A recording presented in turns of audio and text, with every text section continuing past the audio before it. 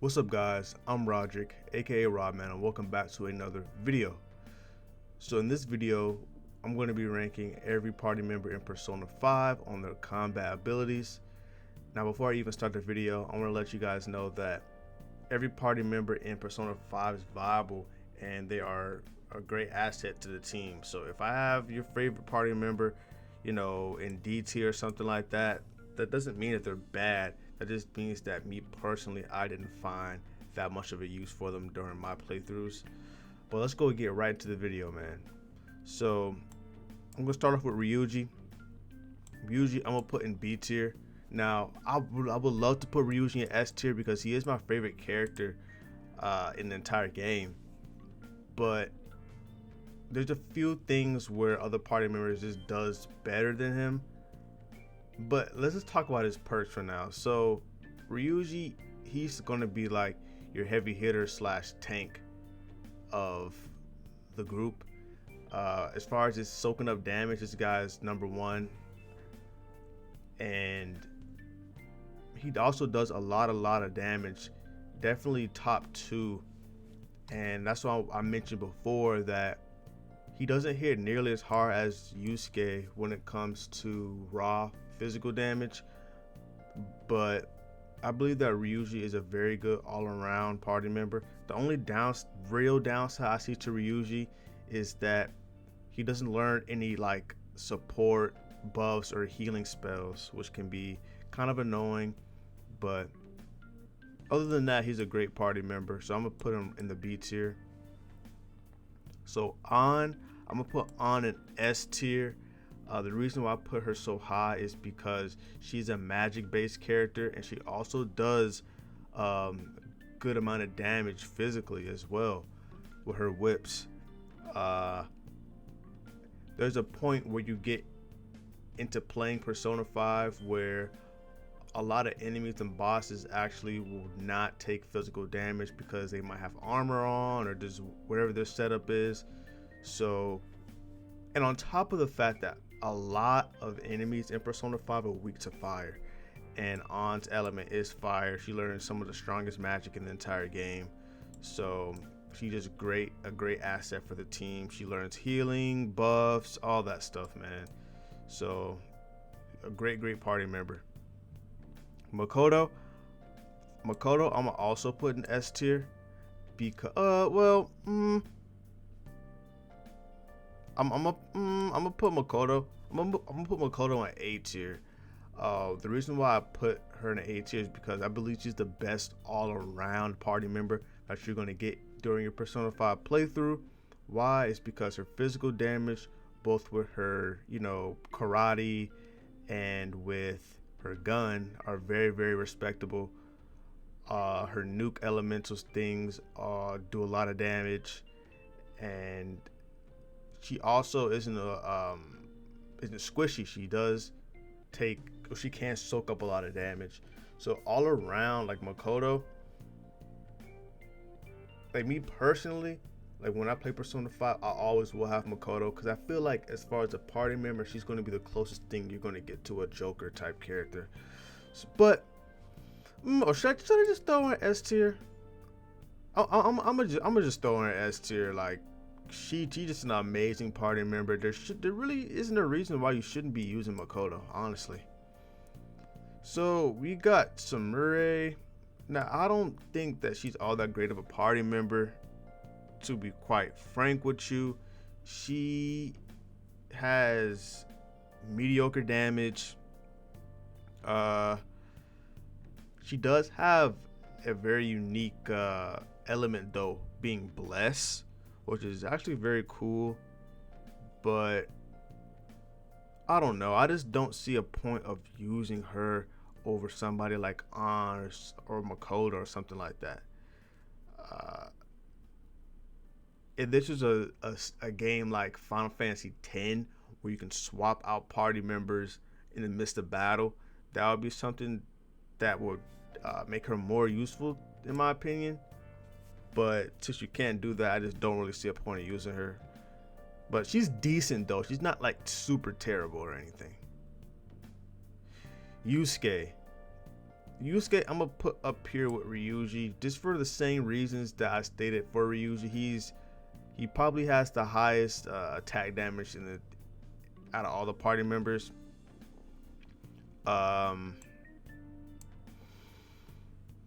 The one downside that I do think about when I think about Yusuke is most of his abilities do really revolve around physical damage, and one, freeze isn't as useful as lightning, so that's why I have Ryuji ahead of Yusuke. But like I said before, most of his abilities actually rely on physical damage, and there's going to be a point in the game where a lot of enemies and bosses just don't take physical damage. But when he can get his hits off, he's very, very, very powerful. So I'm gonna put him in the B tier. Now we got Futaba. Now Futaba isn't an actual party member per se. She's a part of the group, but she's not somebody that you can actually use in battle. But I mean, I guess I'll put her in S tier just because this is the little. I won't put her in S tier. I'll put her in A tier just because some of the things that she does just outside. She can like for example, if there are 2 party members that are down, she can actually sub in 2 other party members in full health. She can like heal you outside of battle. Things like that. It's very, very useful. Just during your stay in a palace, while you're going through a palace, she's just very useful to have. Haru, I ain't gonna lie, I think Haru might be the worst party member in the game. There's just not a lot of this usefulness I see with her. The only thing though, one redeeming factor with Haru is her gun. She has a grenade launcher, and obviously since it's a grenade launcher, it's going to be hitting multiple enemies. That's one thing that I do believe is really, really probably the only redeeming factor when it comes to this character. If she had any other gun, she would be, I don't want to say useless because she still has her uses, but I believe that that grenade launcher kind of saves this character, but it's just not enough to where I would put her up, you know, up here or anything like that. So unfortunately, I do have Haru in D tier. I don't ever see me, unless I'm doing a crazy gun build where I'm like one-shotting everything with grenades, I don't really see me using this character that much. So we got Goro. Honestly, I put Goro in S tier for the times that you do use him. He hits like an absolute truck. He does so much damage. It is absolutely ridiculous. On top of that, I think his swords are like really cool. They're like, I don't know, but Goro, I'm gonna put S tier because he just hits entirely too. I think he almost damn near hits harder than Joker as far as his damage output. He melts anything that's on the field. Man, this guy just hits really, really freaking hard. That's the. Yeah, I think his damage output is so high that I'm gonna put him in S tier. I was thinking about moving him down. Which actually I will move him down. And the reason why I will move him down is because his jack of all trades damage output. Not really anything else. We take a look at Makoto and An, they have other uses like support, stuff like that. Goro, he really doesn't have that. He's just gonna try to eliminate all the enemies. And he's damn good at it, but not warranted enough to put him in S tier. I would put him like somewhere around here if I could, but I'm gonna put him in A tier for now. Morgana. I'm gonna slap Morgana in C tier. And I'm really trying not to put her or put him in D tier.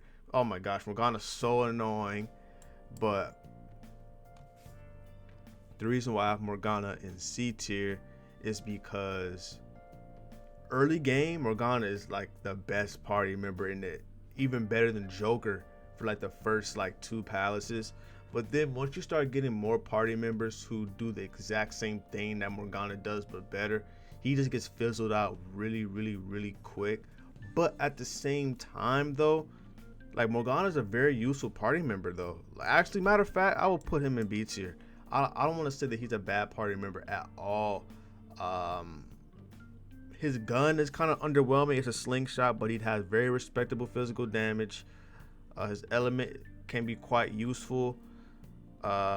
He just all around, just an all-arounder.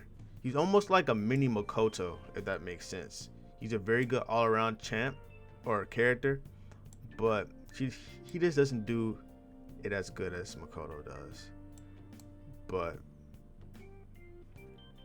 and obviously if Joker was on this list, oh, he is on this list. Obviously he's going on in S tier. That guy, I mean, I don't even really have to explain why Joker's S tier. He's your main character. He has, you can set him up to where he has every element. He supports, he tanks, he does a lot of freaking damage physically, gun, magic. He does everything, bro. He does everything. He's your main character. There's no reason why he's going to be down here, man. But that's pretty much going to wrap it up for this video, guys. Let's go ahead and just go over our list real quick. So in S tier, we have Joker, Makoto, and An. In H tier, we have Futaba, Goro. In B tier, we have Ryuji, Yusuke, and Morgana. C tier, we have, and how do you pronounce this girl's name? Samare? I don't know. I barely even use that chick. And then in D, we have Haru, man.